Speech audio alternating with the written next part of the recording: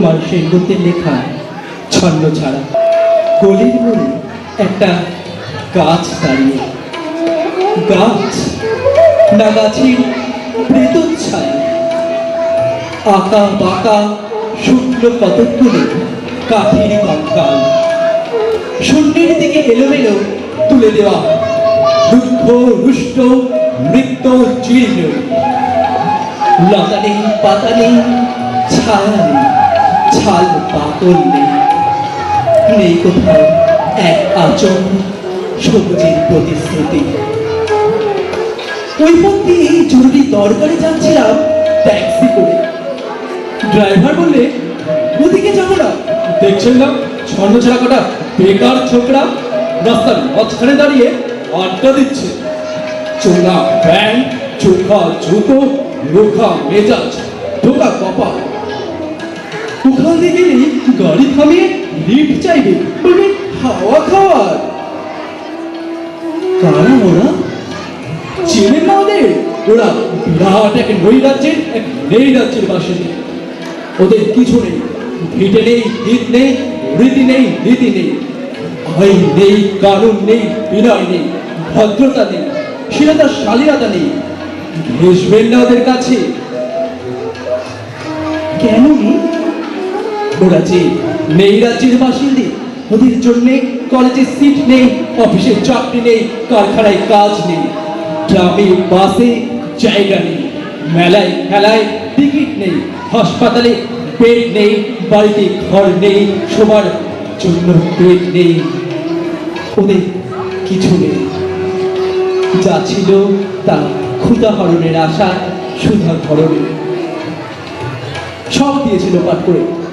তাই এখন পথে এসে দাঁড়িয়েছে সড়কের মাঝখানে। কোত্থেকে আসছে সেই অতীতের স্মৃতি নেই, কোথায় দাঁড়িয়ে চলেছে সেই বর্তমানের গতি নেই, নেই সেই ভবিষ্যতের ঠিকানা। সে ছেলেকে মনে পেয়েছ চোখের বই, একটা স্ফুলিঙ্গ হয়ে ভিজে বারুদের সুর। আমি বললাম, না, ওখান দিয়ে যাবো, ওখান দিয়ে আমার শর্টকাট। ওদের কাছাকাছি হতেই মুখ বাড়িয়ে জিজ্ঞেস করলো, তোমাদের ট্যাক্সি লাগবে, লিফট চাই? আরে এই তো ট্যাক্সি, এই তো ট্যাক্সি, পেয়ে গেছি, চল কনস্টেবল ঘুরিয়া। তিনটে ছোকরা উঠে বললো ট্যাক্সিতে। বললো, কত যাবে? এই কাছে, ওই দেখতে পাচ্ছেন না ভিড়, সিনেমা না, জলসা না, নয় কোনো ফিল্মি দরকার অভ্যর্থনা। একটা নিরীহ লোক গাড়ি চাপা পড়েছে, চাপা দিয়ে গাড়িটা উঠাও। আমাদের দলে কয়েকজন গাড়িটা পিছিয়ে ধাওয়া করেছে, আমরা খালি ট্যাক্সি খুঁজছি। কি ছিল?